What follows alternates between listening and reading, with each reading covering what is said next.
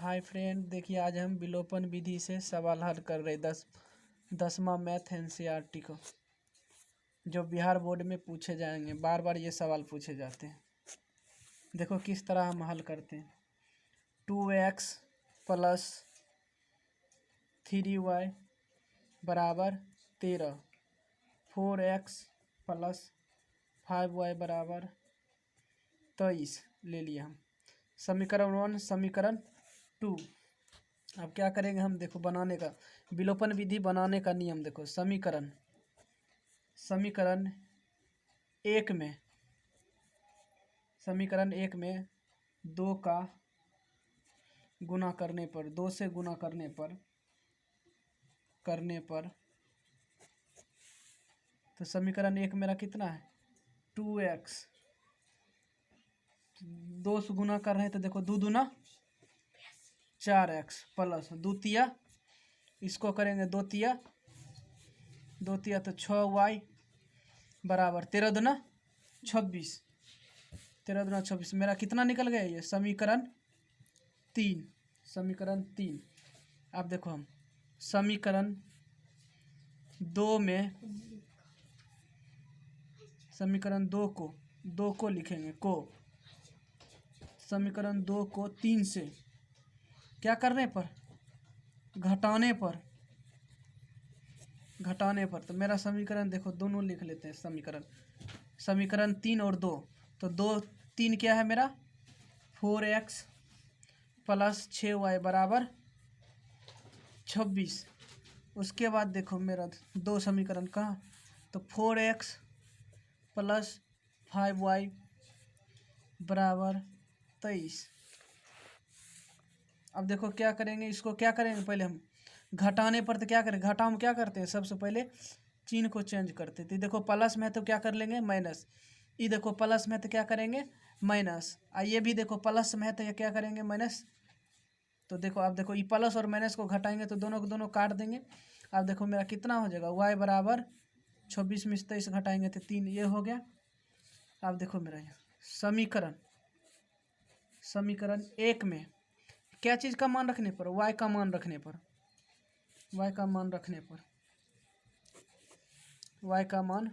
पर, तो समीकरण 1 देखो मेरा कितना है 2x प्लस 3y बराबर 13। समीकरण देखो 1 मेरा क्या है 2x प्लस 3y बराबर 13। तो अब देखो मेरा क्या है ना, 2x को 2x लिख देंगे, प्लस का प्लस, 3 का 3 लिख देंगे।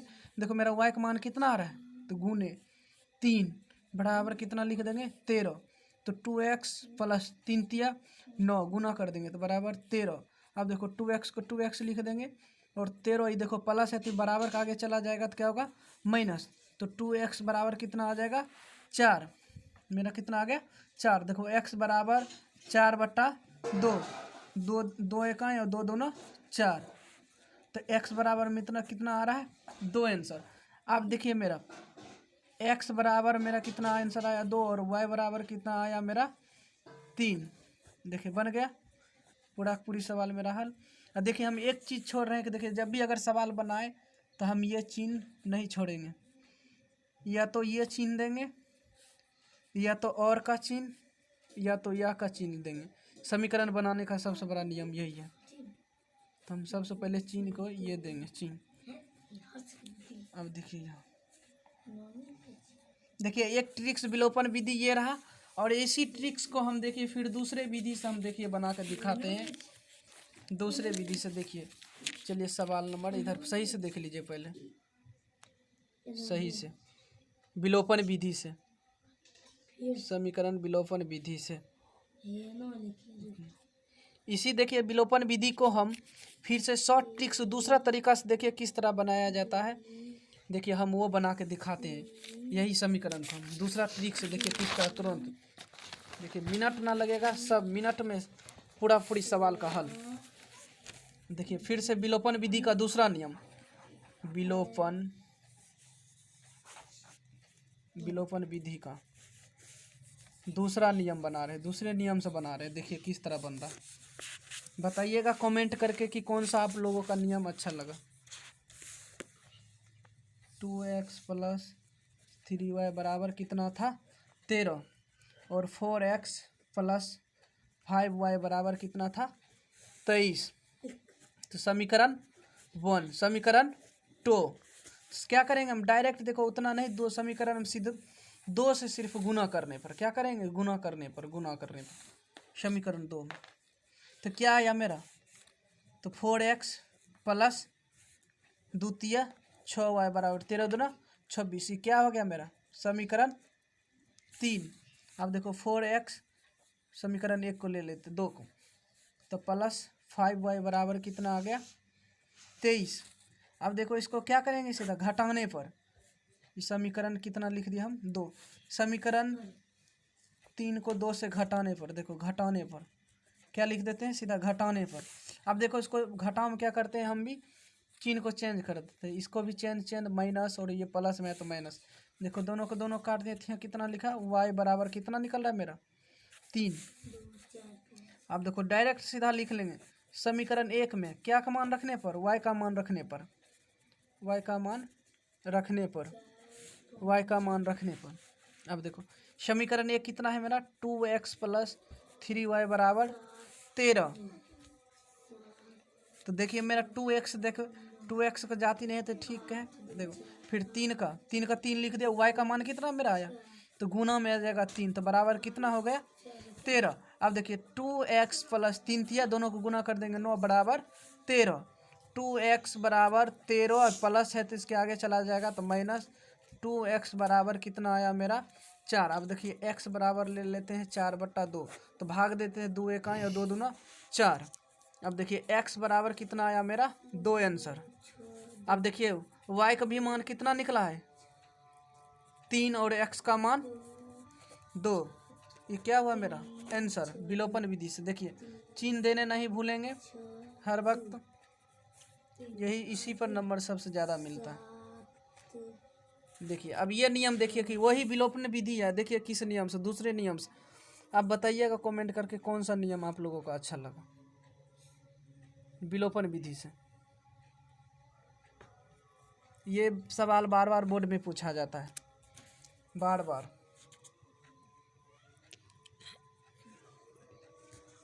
चलिए हम प्रतिस्थापन विधि भी करके दिखा देते हैं।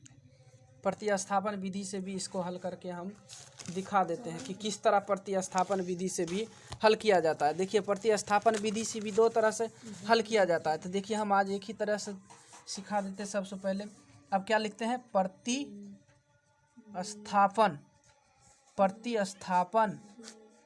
विधि, प्रतिस्थापन विधि।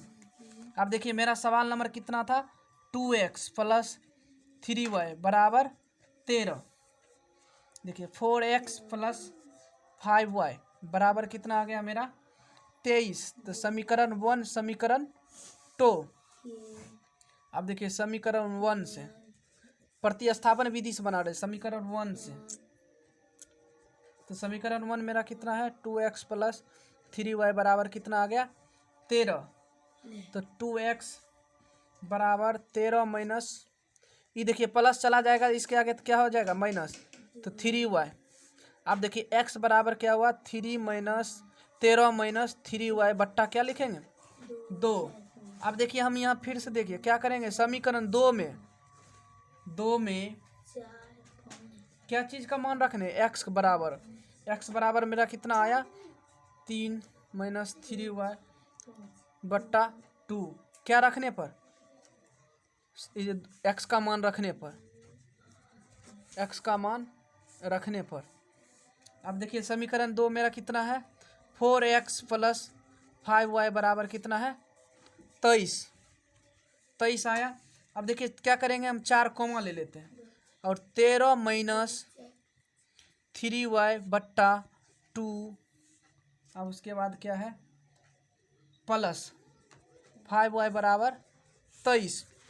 अब देखिए दोनों को कॉस मल्टी प्लस कर देंगे, गुना गुना देखो काट देते 2 1 या 2 दूना 4। अब देखो 2 से गुना कर देते 13 दूना 26 माइनस 2 तिया 6y प्लस 5y बराबर कितना आया मेरा 23। अब देखो दोनों को 6 और ये दोनों को प्लस गुना माइनस दोनों जाति को क्या करेंगे घटा देंगे, तो कितना बचेगा मेरा माइनस y बराबर कितना हो जाएगा 23 आ जाएगा।